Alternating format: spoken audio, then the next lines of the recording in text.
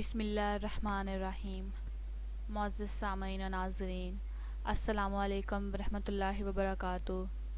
میں امید کرتی ہوں کہ آپ سب خیریت سے ہوں گے، خوشحال ہوں گے۔ میری دعا ہے کہ اللہ تعالیٰ آپ کو خوش اور آباد رکھے۔ آج کی میری اس ویڈیو کا موضوع ہے شہد کی مکھی اور قرآن کریم۔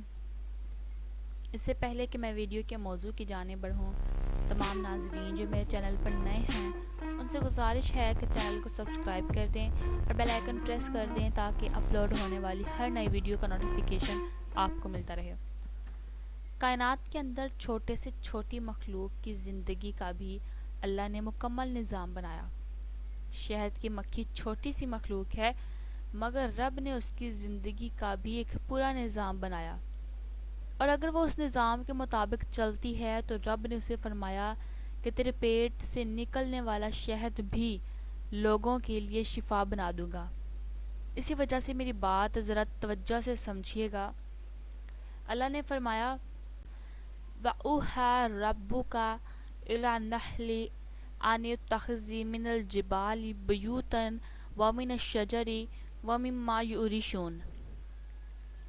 مطلب، تیرے رب نے شہد کی مکھی کو الہام کیا، یعنی کہ دل میں بات ڈالی، کچھ پہاڑوں میں سے گھر بنایا اور کچھ درختوں میں سے، اور کچھ اس میں سے جو لوگ چھپر بناتے ہیں۔ یعنی اللہ نے فرمایا اے مکھی، تو نے اپنا گھر اونچا بنانا ہے، پہاڑوں پر بنانا ہے، درختوں پر بنانا، چھپروں پر بنانا۔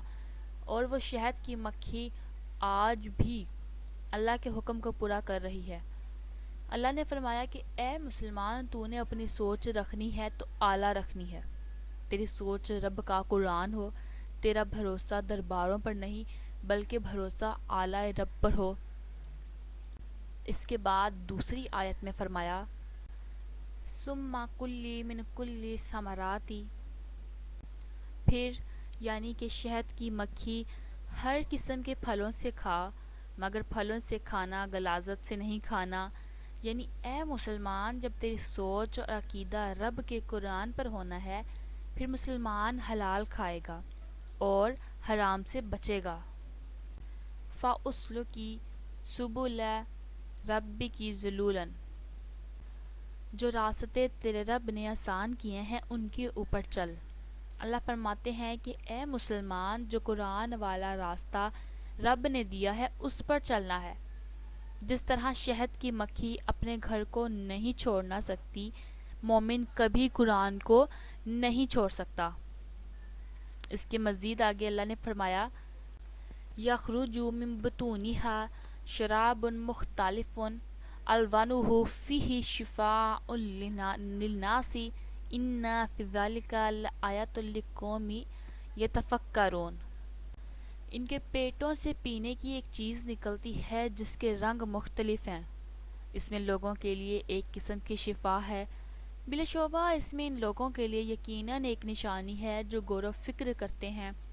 اللہ فرماتے ہیں جس بندے کا ایمان قرآن کے مطابق بن جائے وہ قرآن اس بندے کے لیے شفا بن جاتا ہے۔ شہد کی مکھیوں میں ایک مکھی سب سے الگ ہوتی ہے، اسے یعصوب کہتے ہیں۔ وہ چھتے کے باہر کمانڈر کا کام کرتی ہے۔